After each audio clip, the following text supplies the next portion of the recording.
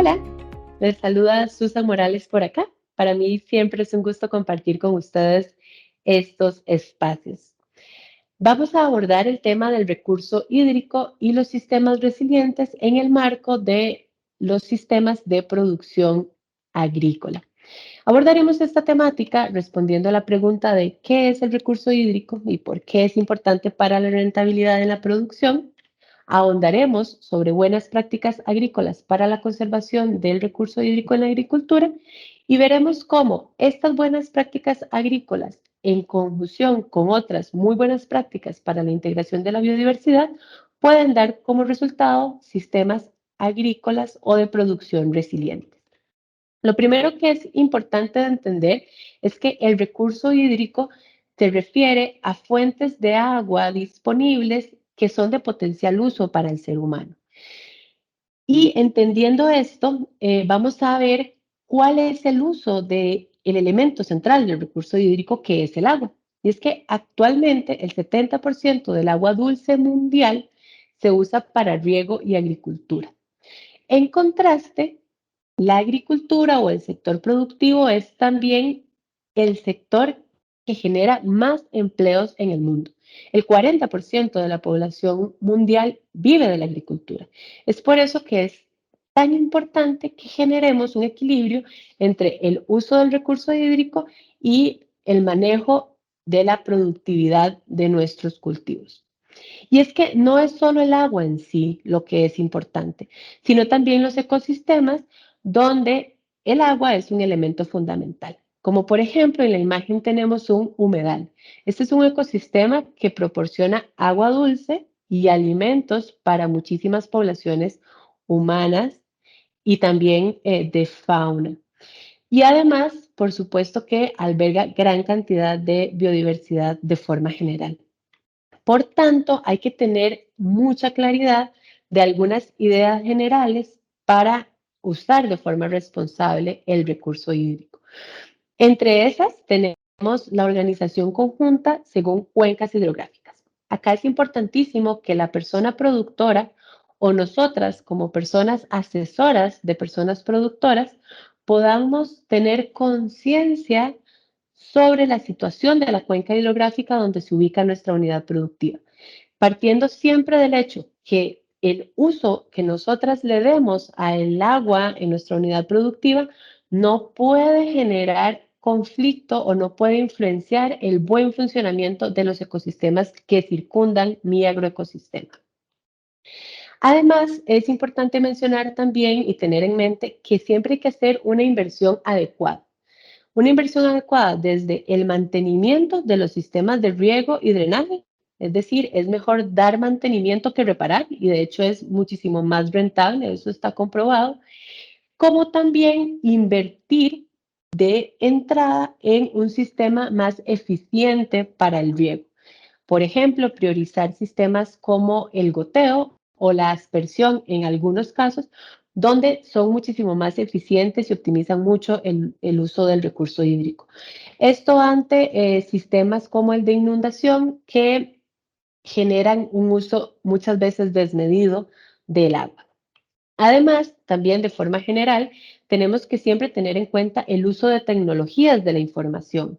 Desde tecnologías de la información algo complejas o un poco más sistemáticas como métodos para la determinación de la humedad del suelo, hasta algunas un poco más generales como la estimación de la evapotranspiración a partir de datos satelitales y llegando hasta metodologías muy sencillas como llevar un registro del consumo del agua en mi unidad productiva para poder probar la eficiencia de las metodologías y los sistemas que estoy utilizando dentro de la finca.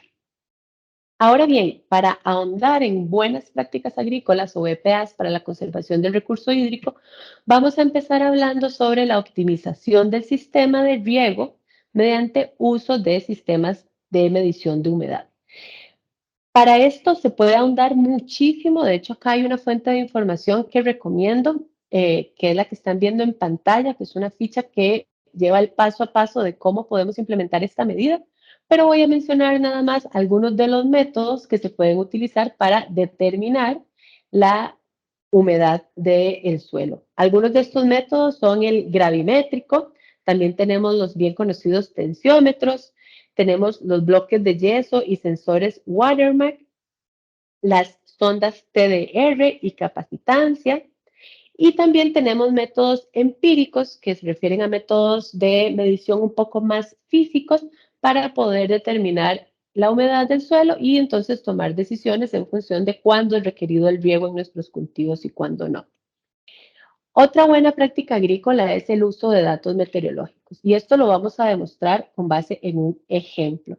Siempre es importantísimo que podamos tomar decisiones con base en información disponible. Entonces, en el mapa tenemos el nivel de afectación del fenómeno del niño para un departamento en Colombia. Entonces, la persona productora que esté acá en el departamento de Magdalena, en Colombia, de las primeras actividades que va a tener que realizar va a ser la instalación de un sistema de riego, porque esta es un área o es una zona donde es bien conocido que hay largos periodos de sequía y de deficiencia de recurso hídrico. Sin embargo, cuando sabemos a través de esta información que el fenómeno del niño va a afectar tanto este departamento, no podemos quedarnos solamente con la elección de un método eficiente de riego, sino que tenemos que ir más allá y complementarlo con otras prácticas como el almacenamiento de agua de lluvia y la recirculación de agua en plantas de procesamiento cuando aplique. En otros casos tenemos también esta muy buena práctica agrícola que se trata de zonas de protección del recurso hídrico. Entonces, cuando en mi finca hay algún cuerpo de agua, ya sea un río, una quebrada, una laguna natural, yo debo de garantizar generar una franja buffer o una franja de alejamiento que garantice que se evite la evaporación de el espejo de agua de estos cuerpos de agua. De esta manera también estoy evitando o minimizando la afectación de desastres naturales como lo son las inundaciones, porque voy a tener la zona de protección de mis cuerpos de agua con un bosque de galería o un bosque ribereño y el sistema radicular de estas plantas me van a ayudar a retener el suelo y a mejorar la infiltración del agua que se pueda desbordar. Por último, pero no menos importante, tenemos también los reservorios de agua. Esta buena práctica agrícola nos ayuda a garantizar agua para riego durante todo el ciclo del cultivo.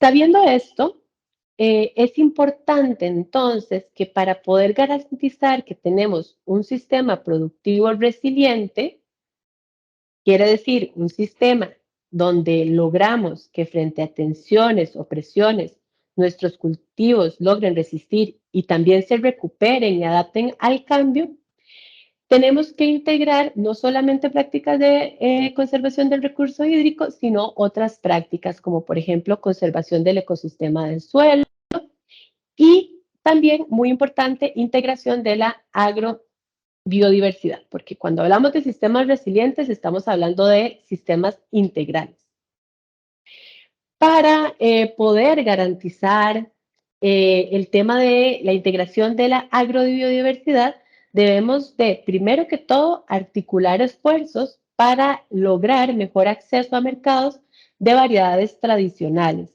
Esas variedades que muchas veces se han mantenido en el tiempo gracias a que justamente son muy resilientes a los cambios, pero que lamentablemente tal vez no tienen un nicho de mercado definido. Poder definir esos mercados tiene que venir de la mano con el fortalecimiento de una actividad agrícola que también se enfoque más en actividades culturales y de educación y mecanismos de financiación para unidades productivas que justamente se diferencian a través de estas actividades. Otra de las partes importantes es que podamos fortalecer redes de colaboración y de intercambio para lograr promover la transferencia de conocimiento hacia el campo. Solo de esta manera, integrando estas buenas prácticas agrícolas, vamos a poder tener un paisaje similar al que podemos ver en imagen. Es decir, vamos a tener fincas o unidades productivas que optimizan el uso del recurso hídrico, hacen rotación de cultivos, utilizan bioinsumos, integran prácticas de conservación de suelos y de manejo integrado de plagas y enfermedades, y que de forma integral están promoviendo la agrobiodiversidad a través de la integración comunitaria. Todo esto nos da como resultado que podemos tener buenas zonas de amortiguamiento para garantizar la conectividad de nuestros paisajes y de esta forma tener una agricultura sostenible y resiliente. A manera de resumen, es importantísimo que rescatemos que el recurso hídrico, primero que todo, es muy vulnerable y su uso responsable en el sector agrícola se debe priorizar a la hora de tomar decisiones. Además, un sistema resiliente es posible si se consideran prácticas de integración de la agrobiodiversidad. La gestión integral de la biodiversidad va a traer beneficios directos sobre la rentabilidad y la sostenibilidad de la finca o de nuestro agroecosistema. Muchísimas gracias por escuchar. Espero que esta información haya sido de provecho para ustedes. Les invito a ahondar más en esta temática a través de diferentes bancos de recursos a los que puedan tener acceso, por ejemplo, esta presentación. Espero que nos veamos en el camino para seguir integrando biodiversidad en el sector agroalimentario.